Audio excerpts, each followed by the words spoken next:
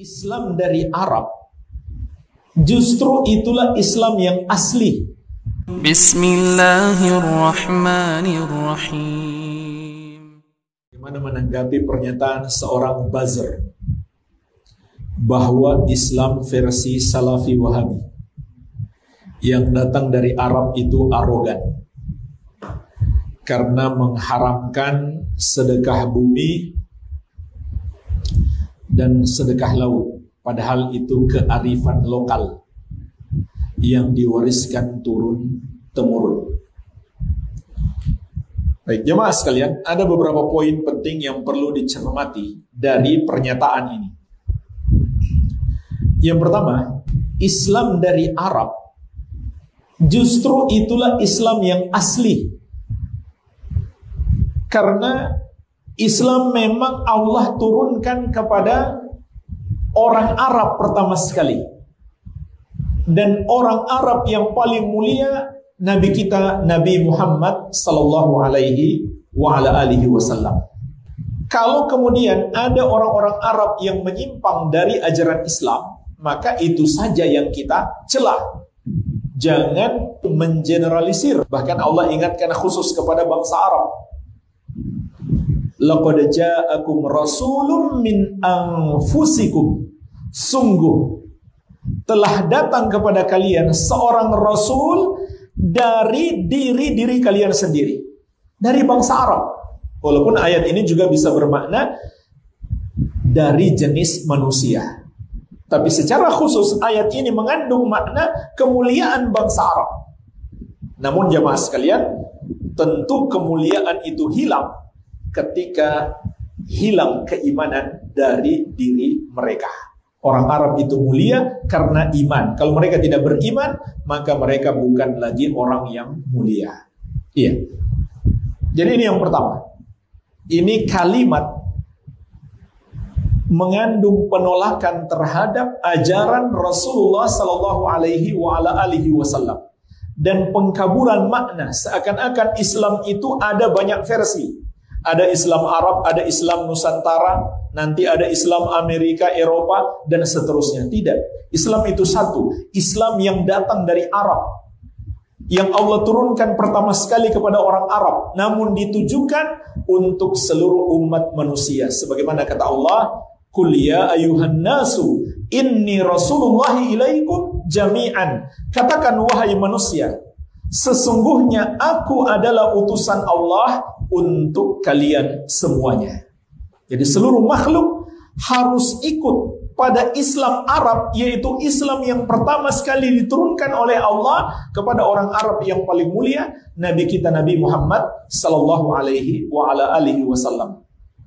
Bukan Islam yang ada pada sebagian orang Arab yang sudah menyimpang, bukan itu maknanya. Iya. Jadi ini yang pertama. Kemudian yang kedua jamaah sekalian, ucapan seperti ini bukan hal yang baru. Ucapan untuk menolak ajaran yang Allah turunkan dengan beralasan bahwa itu bertentangan dengan ajaran nenek moyang, dengan tradisi lokal, dengan budaya lokal.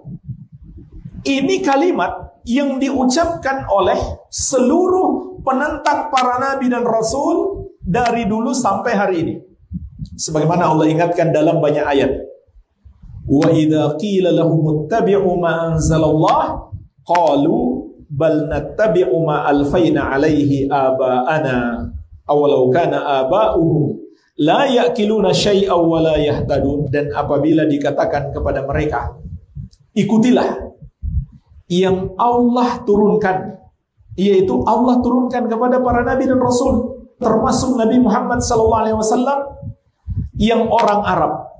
Ikutilah ajaran itu yang Allah turunkan kepada Rasulullah SAW, Nabi kita yang orang Arab.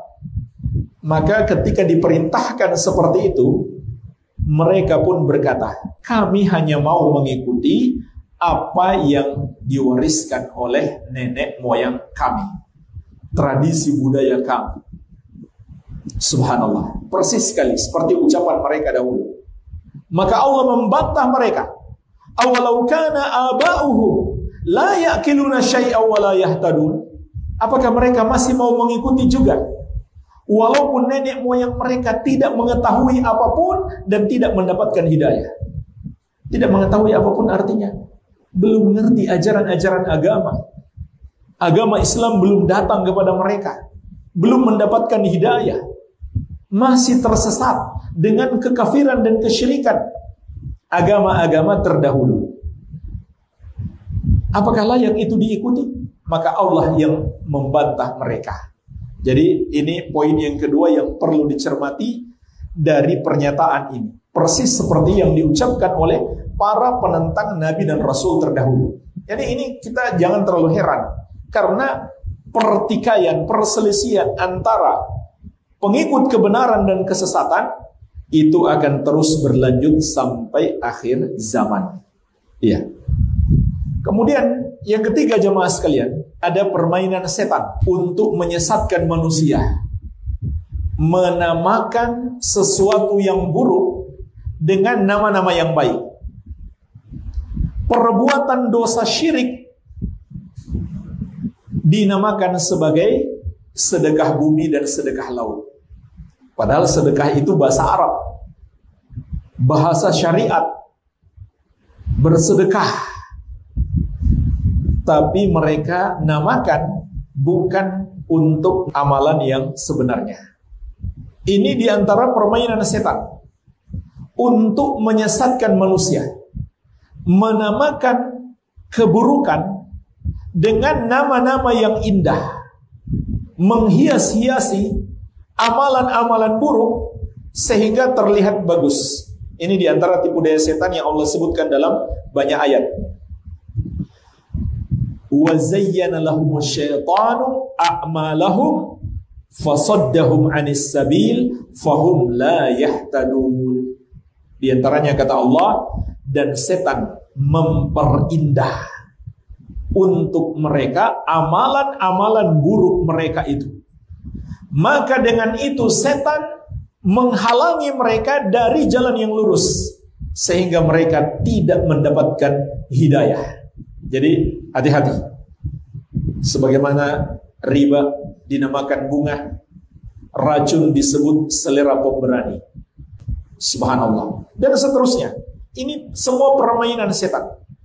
Maka hati-hati. Nah, kemudian jemaah sekalian,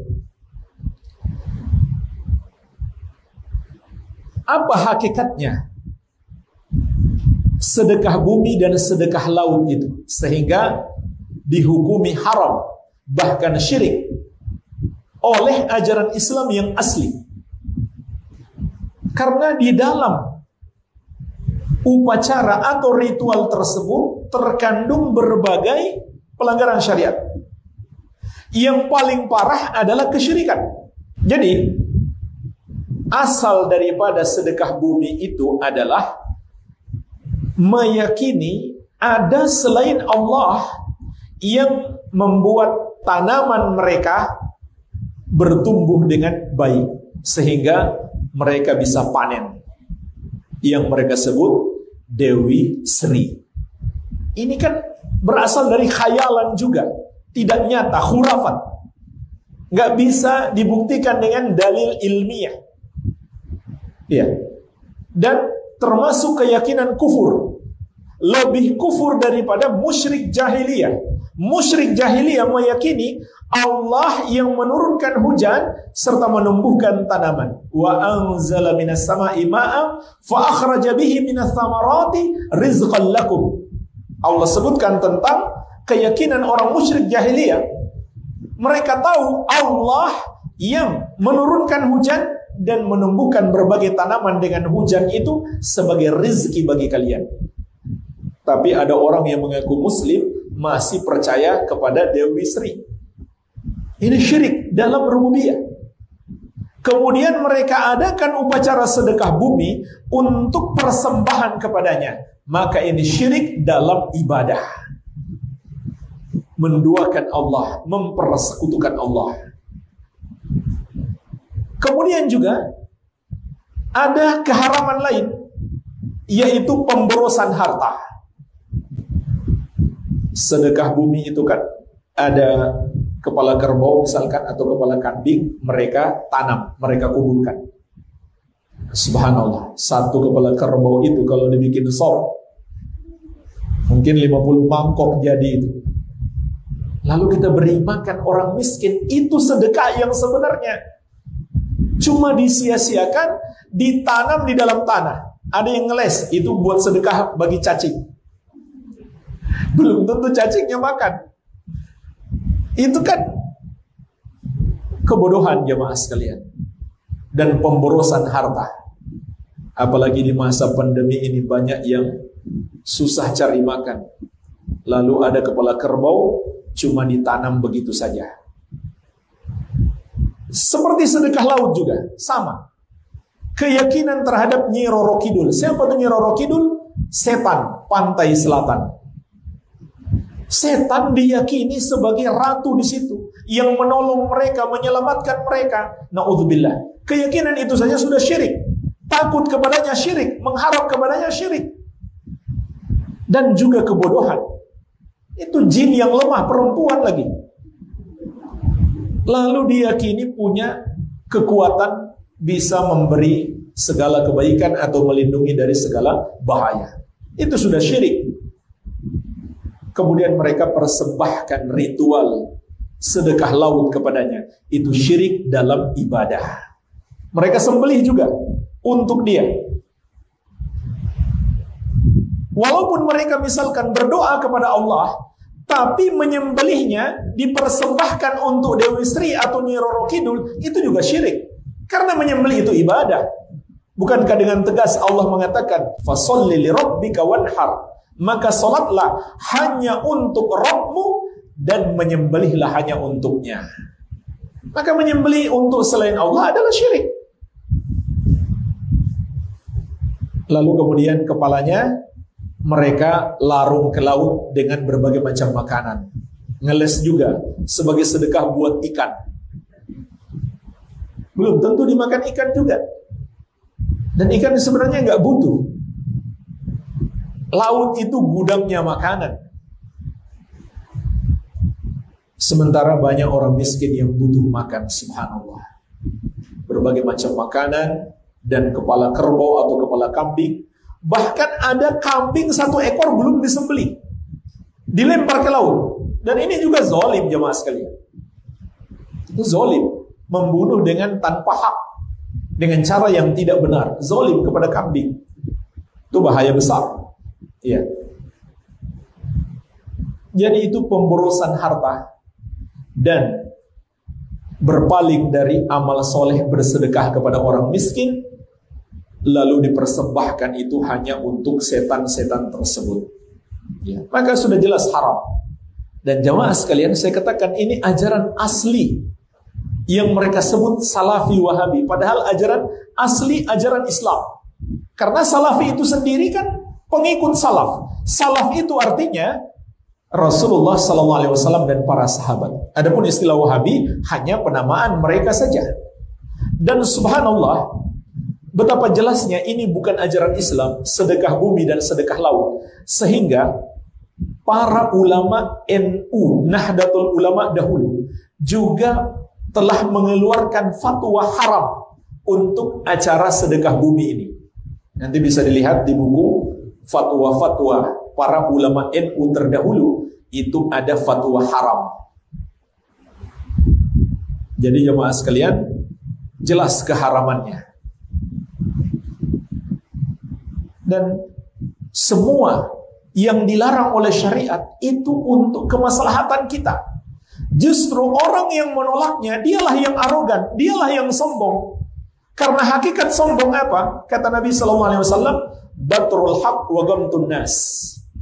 Menolak kebenaran dan menganggap remeh orang lain. Nomor 1 kesombongan yang paling tinggi adalah menolak kebenaran. Apa kebenaran itu? Yang datang dari Allah dan Rasulnya. Maka siapa yang menolak kebenaran, menolak ajaran Allah dan Rasulnya, menolak Islam Arab, Islam yang asli, dialah sesungguhnya orang yang arogan, orang yang sombong. Sebagaimana kata Nabi Sallallahu Alaihi Wasallam, justru Islam melarang itu semuanya untuk kebaikan kita, supaya kita tidak menghamba kepada setan, supaya kita tidak menghamba kepada makhluk siapapun itu, supaya kita tidak menyia-nyiakan harta, supaya kita bersedekah kepada orang miskin.